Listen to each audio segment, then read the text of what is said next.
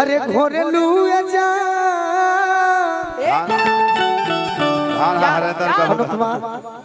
आवत हर स्वागत होई। हरेंद्र जी खड़ा हो जी वो स्वागत कहे मुंह हमर से जीजा जी को हदे तो घट जीवो नहीं पाऊ नहीं जीजा जी को बहन के अपन कान बाटा तो रेज बड़ जोला माने लो तो कहो का हरेंद्र सर तारा सर के ले हम बाबूजी से भी आग्रह करब कि एगो गमछी एगो दे दो मनोज भैया। अनुपमा के स्वागत। ये अनुपमा तहार गांव हो तहार क्षेत्र हो इनका के पगड़ी बांध दो अनुपमा के। आज भोजपुरी के ईशान भैया पगली इहो ठाकुर जी को दे को सवेरे हमरा त खा के जाए के बा सवेरे हमरा त खा के जाए के। अच्छा टाइम होई तो खा के जाई थाली बजा दी सब। देखो अनुपमा तारे के माने वाला हमने के आदमी हो जा काहे से सुथाने हमने के संस्कार से जुड़ल हो जा। हम कलाकार बनी हमरा बात के तू दिल पे मत लिहल लिया ना बाप बहुत यह न कहिला ई खराब है बाप ना खराब है कि जिंदगी में जो अरे घोरेलू जा तो अपना जनुआ के होई दिलवा काहे तोड़ेलू जा अपना जनुआ के होई दिलवा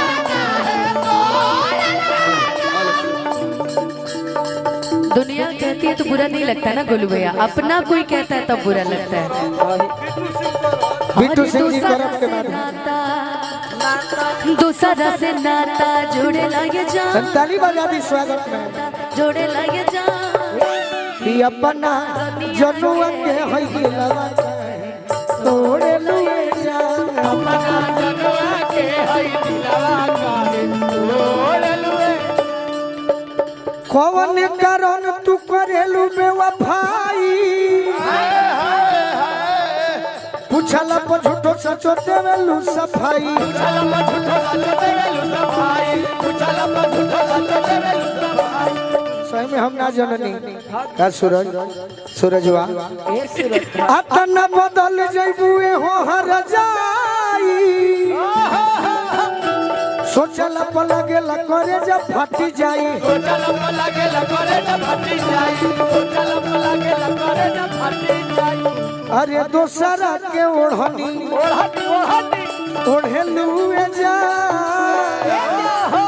तो अपना जनुआ के होई दिलवा काहे तोड़ेलू जा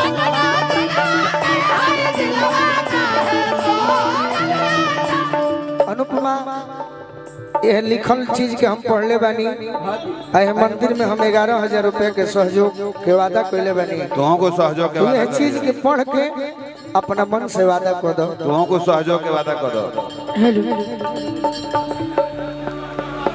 माइक में पढ़े हाँ हाँ अरे माइक में पढ़े तो मन में थोड़े पढ़े पैसा देवे के दर पढ़त। इस गांव करत में माँ काली जी के भव्य मंदिर का निर्माण हो रहा है और जो हमारी सनातन ठीक बा और जो हमारे सनातन के सभ्यता को बढ़ाएगा।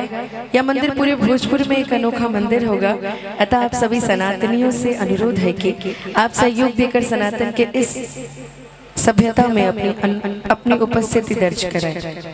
खातार सहयोग रही बताओ लोग के बीच माइक में बोले के गोलू बोल देले बड़े 11,000 बोले 5100 कहते हैं बढ़िया 11,000 तो नहीं तू हमरा से बढ़ के कही बड़ बड़ तो भाई कम से कम 20 बाबा का मुंह करबा थी लिखा इतना कह सकते हैं कि जौन भी हमरा से हो सके हम जरूर सहयोग करब।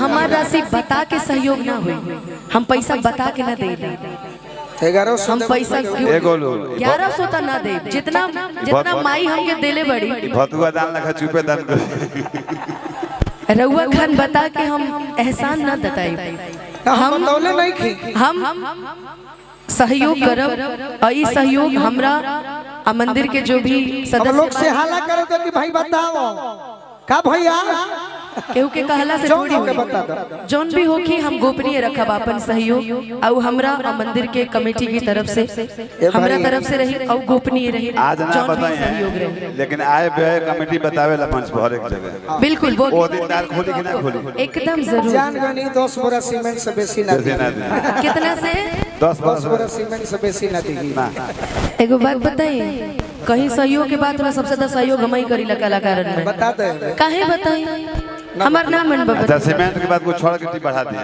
अच्छा बे तो अपना जनुआ के हई दिलवा काहे तोड़े लुए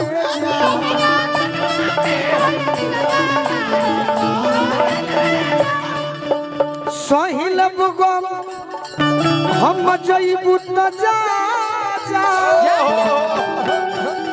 ओई बुलवट के नकरी आई खा जा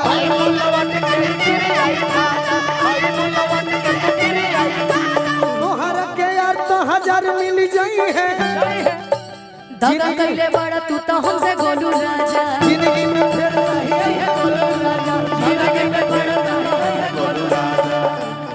अरे के करा अरे छोड़े लुए जा छोटे बाबा के करनवा तो बाबूजी के सार होता है थोड़े लिए जा ये अपना जनुआ के हई दिलवा छोड़े लुए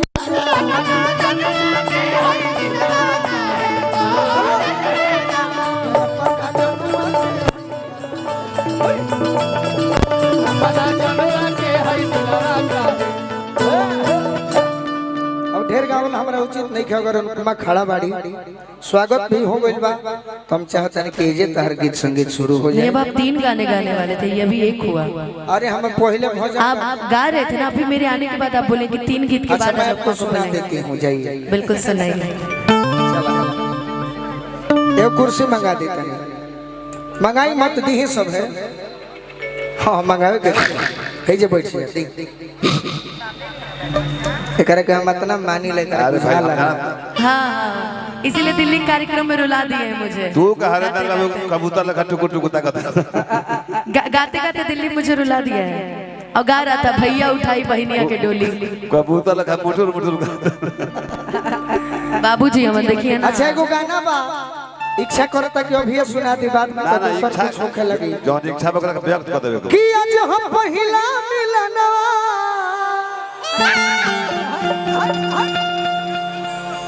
मैंने बैठ के भाव दे मेहरारू लेखा का है है बैठ जा छेदी बो। काहे रोशन बो ई ढेला में जाई ए रौशन में छेदी पे बैठ गेली तू बैठबू। देखा तारा कैसे बैठल बिया सुहाग रात के बेला बा हां जैसे बुझाता के साग खटे बैठल बिया सुहाग रहते थे।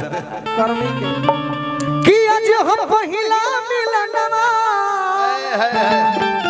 ए गोलू पहले बिना ना कहा था ताकत ही बुझाता के अथी चलानी में देखत जे मिलल सजनी के सजना का कैसा हमारे अंग अंग गुलाब गुलाब भाव देव में खाली नाचो ही के नहीं खे ना भाव तो गुलाब नियन करे के बा। हमार कोनो भी रात भर गीत होला टुन टुन भैया हीरोरा तो अनुभव कइले बनी लेदार है गुलाब लेदार रहे आगे अनिल भैया तो कोनो ना कोनो गीत में मतलब जरूर मिली सही भाई तो वो गीत के मतलब के अनुसार भाव वो दे गीत को भाव ना देबू तो फिर वो गाना गावल बेकार हो जाए सही श्रोता ताली अबे बजा जाके के सुहाग रात के बाद बतिया जाता चलने में ससुर के मुंह देखत चलनी में